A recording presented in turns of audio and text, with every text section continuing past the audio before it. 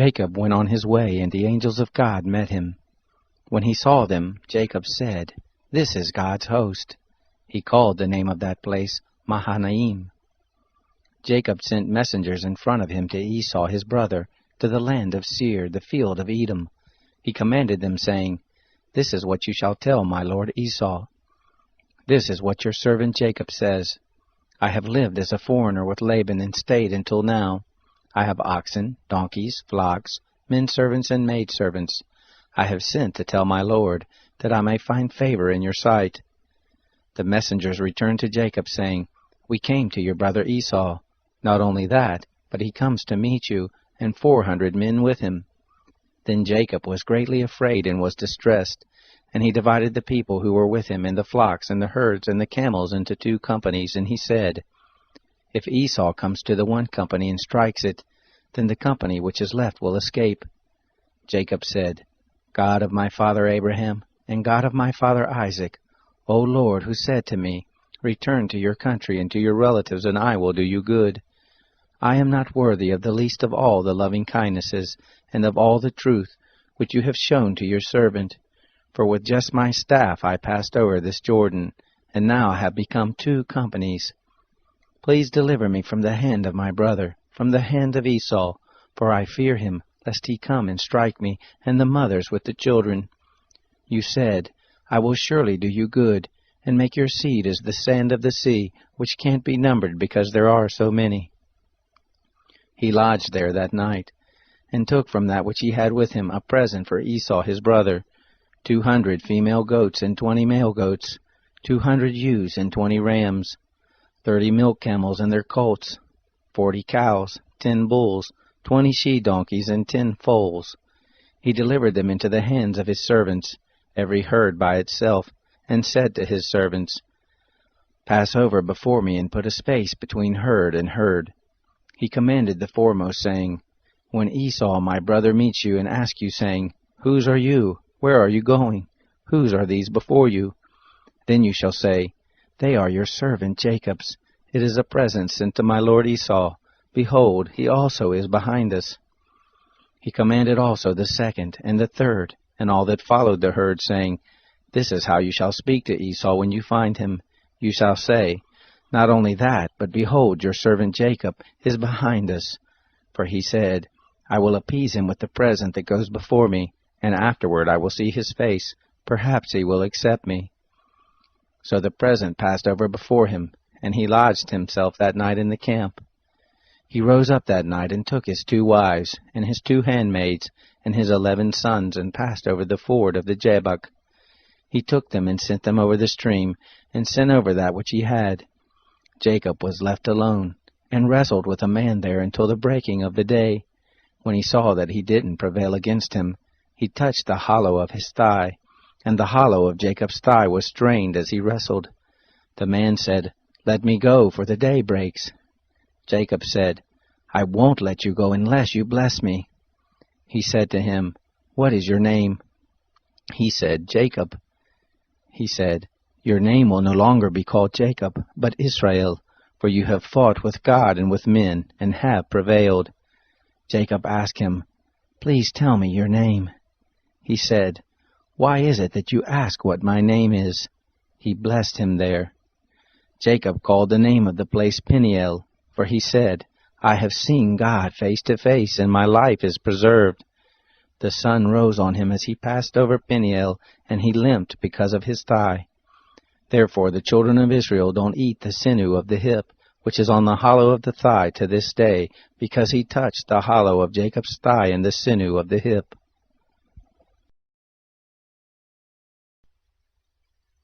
Jacob lifted up his eyes and looked, and behold, Esau was coming, and with him 400 men.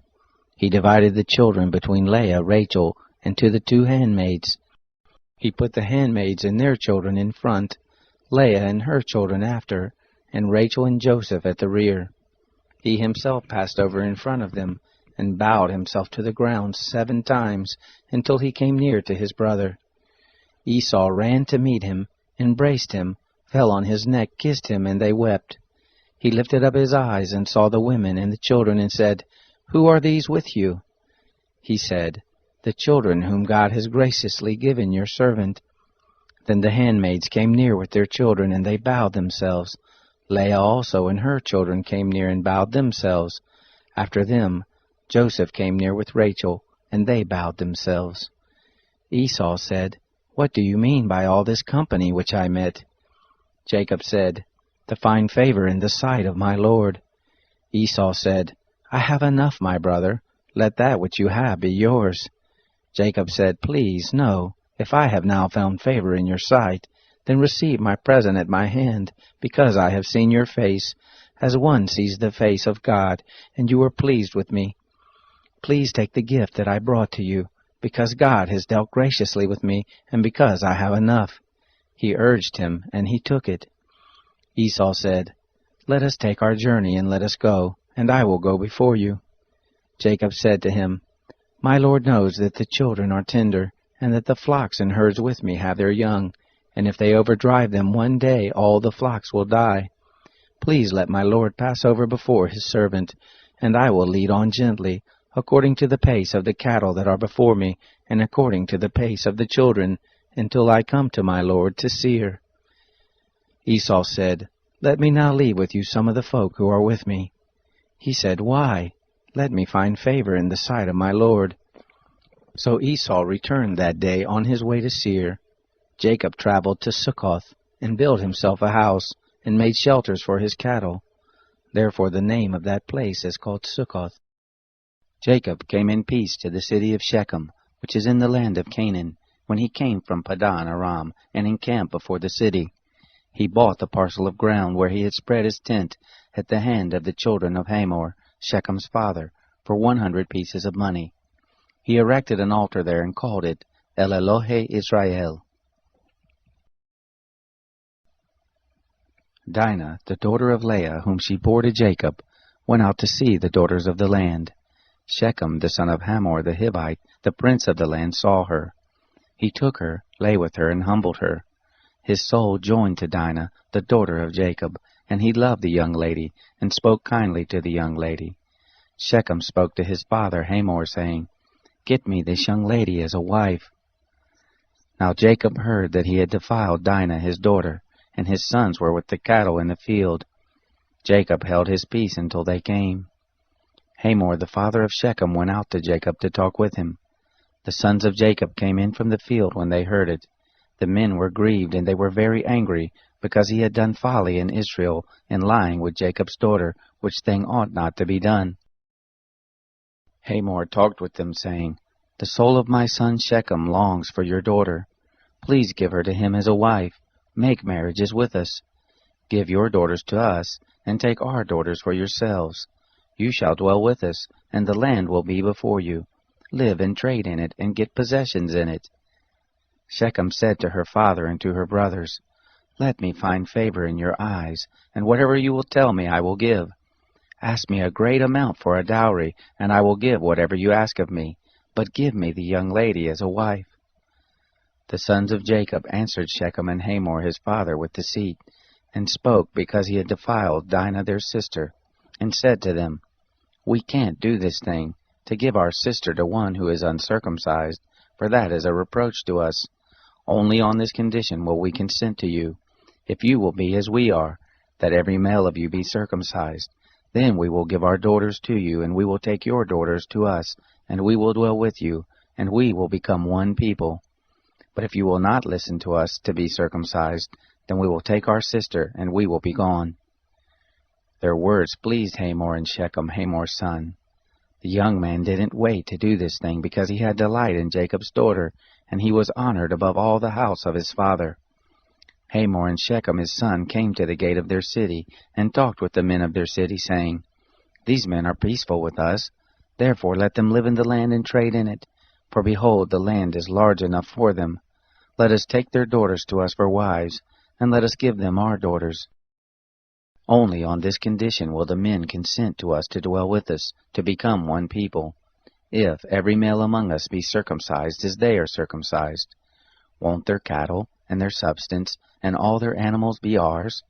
Only let us give our consent to them, and they will dwell with us." All who went out of the gate of his city listened to Hamor and to Shechem his son, and every male was circumcised, all who went out of the gate of his city.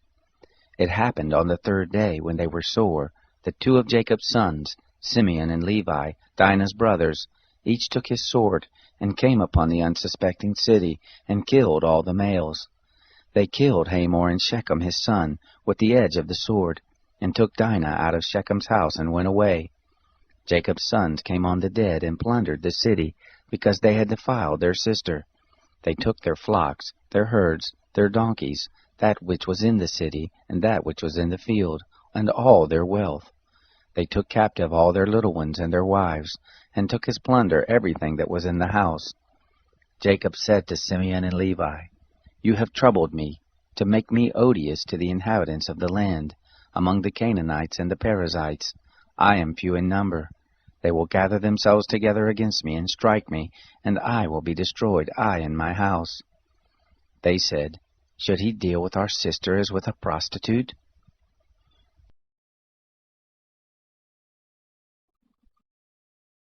It happened that when Jesus had finished directing his 12 disciples, he departed from there to teach and preach in their cities. Now when John heard in the prison the works of Christ, he sent 2 of his disciples and said to him, "Are you he who comes, or should we look for another?" Jesus answered them, "Go and tell John the things which you hear and see. The blind receive their sight, the lame walk, the lepers are cleansed, the deaf hear, the dead are raised up, and the poor have good news preached to them. Blessed is he who finds no occasion for stumbling in me." As these went their way, Jesus began to say to the multitudes concerning John, "What did you go out into the wilderness to see? A reed shaken by the wind? But what did you go out to see? A man in soft clothing? Behold, those who wear soft clothing are in kings' houses. But why did you go out? To see a prophet? Yes, I tell you, and much more than a prophet. For this is he of whom it is written, Behold, I send my messenger before your face, who will prepare your way before you. Most assuredly, I tell you, among those who are born of woman there is not arisen anyone greater than John the Baptizer. Yet he who is least in the kingdom of heaven is greater than he. From the days of John the Baptizer until now, the kingdom of heaven suffers violence, and the violent take it by force. For all the prophets and the law prophesied until John. If you are willing to receive it, this is Elijah who is to come.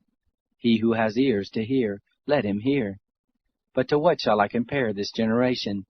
It is like children sitting in the marketplaces, who call to their companions and say, We played the flute for you, and you didn't dance.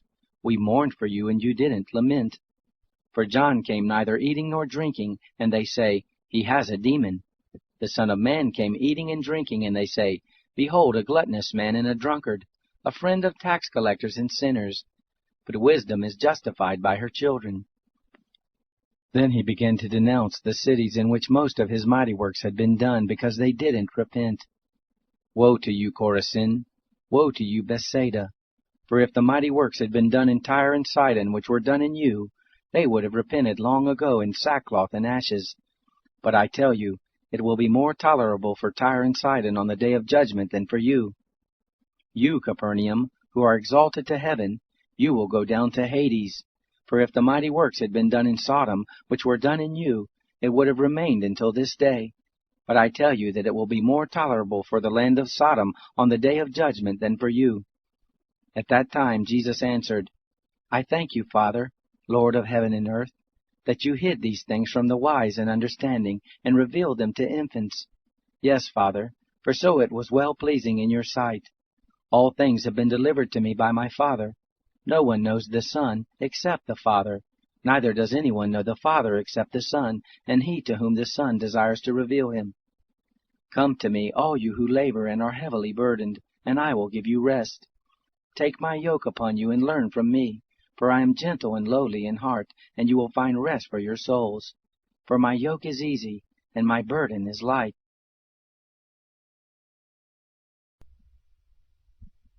Psalm 13. For the chief musician, a psalm by David. How long, Yahweh, will you forget me forever? How long will you hide your face from me? How long shall I take counsel in my soul, having sorrow in my heart every day? How long shall my enemy triumph over me?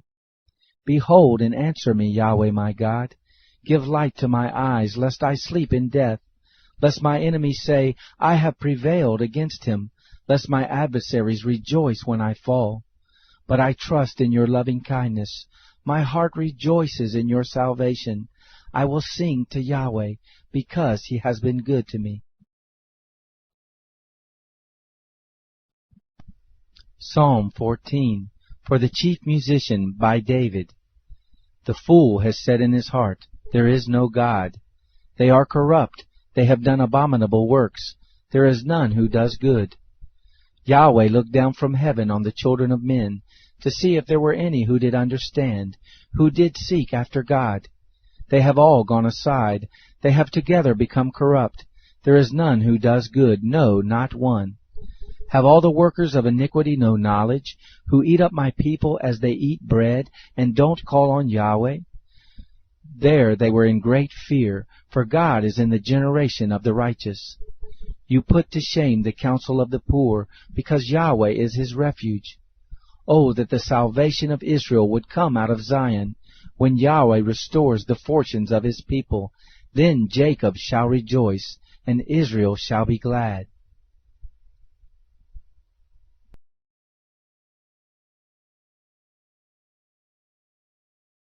Length of days is in her right hand, in her left hand are riches and honor. Her ways are the ways of pleasantness, all her paths are peace. She is a tree of life to those who lay hold of her. Happy is everyone who retains her. By wisdom Yahweh founded the earth.